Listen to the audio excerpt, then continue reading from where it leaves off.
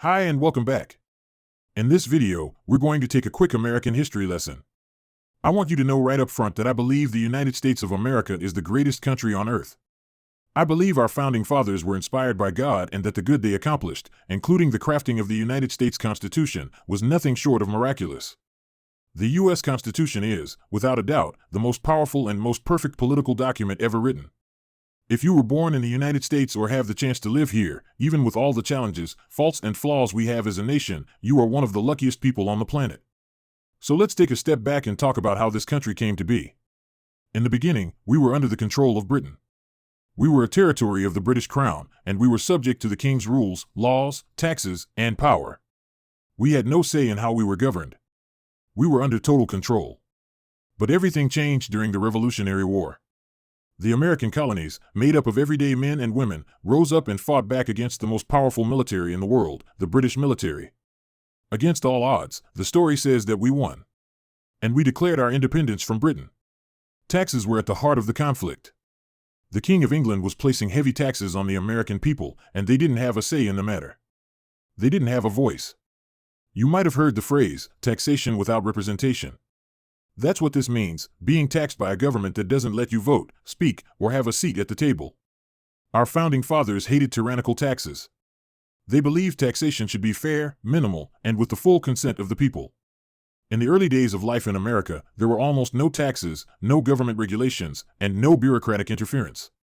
People were free to live, work, worship, and prosper. The early settlers experienced a level of freedom their friends and family back in Europe could only dream of. Remember the Boston Tea Party? The American colonists literally lost their minds over what was basically a 1% tax on tea. They dumped crates of tea into the Boston Harbor in protest. That tells you how serious they were. The founding of this nation was fueled by a deep resistance to government overreach, and taxes were a big part of that. It's not an exaggeration to say that the United States of America exists primarily because of a resistance to taxes. That resistance is something I believe still runs through the veins of every patriotic American. Now fast forward to the creation of the U.S. Constitution. Our founding fathers wanted to make it very, very difficult for the national government to tax the people. And they succeeded. What most Americans don't realize is that the original setup of this country was one in which the states, Florida, Texas, Virginia, California, and so on, were each considered sovereign, independent nations. Think of it like the country of Texas, the country of Florida, and the country of California and all the other countries we refer to as states, all agreeing to unite under one banner called the United States of America. We the people created the national government, not the other way around. And this new national government was supposed to have very limited power. It was supposed to be funded primarily by tariffs. Now, what are tariffs? Tariffs are taxes on goods that come into the country from other countries. So instead of taxing the American people, the government would get its money from taxing trade and imports. And you know what? It worked. From the 1870s all the way up to 1913, the United States federal government was thriving. It had all the money it needed, and there was no federal income tax on the people.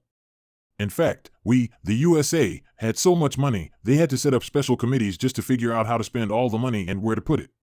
We'll dive more into what happened in 1913 in the next module. But for now, just understand this. We became a nation largely because of a hatred of oppressive taxes. And even though taxes are legal and constitutional when done right, some taxes, like the federal income tax, were never supposed to apply to most Americans. Most Americans don't want to pay it, but they think they have to. And that's because, sadly, there's always been an element within our own country that wants us enslaved. Wherever there's power and money, there are always people who will do anything to get more of it. And our country, as great as it is no exception. From the founding of this nation until today, and into the future, there will always be tyrants, psychopaths, and power-hungry elites who want to control everything and everyone. Our founding fathers knew this. That's why they flipped the entire system upside down, or should I say, right side up. In Britain, the king was the sovereign. He had all the power. The people were subjects to the king. But when America broke away, the founders made a bold declaration: the people are sovereign. We are the kings and queens. We are the offspring of the King of Kings, the Almighty God. We are the ones with the power. The government is our creation. It is our servant. It works for us, not the other way around. And that was our founders' intention. But over time, things began to change. Take the 13th Amendment, for example. It ended slavery in the United States, and that was a good thing. But then came the 14th Amendment. It said that all persons born or naturalized in the United States and subject to its jurisdiction are citizens. That word, subject, is key. Because that was the moment free people became subjects once again. And little by little, year after year, new laws and amendments have slowly chipped away at our freedoms. The federal income tax is one of the biggest examples of this. In the next video, we're going to look at exactly what happened in 1913 and how the income tax was created. You'll learn the truth that most people never discover and how to make sure you never get trapped in a system that was never meant for you in the first place. See you in the next video.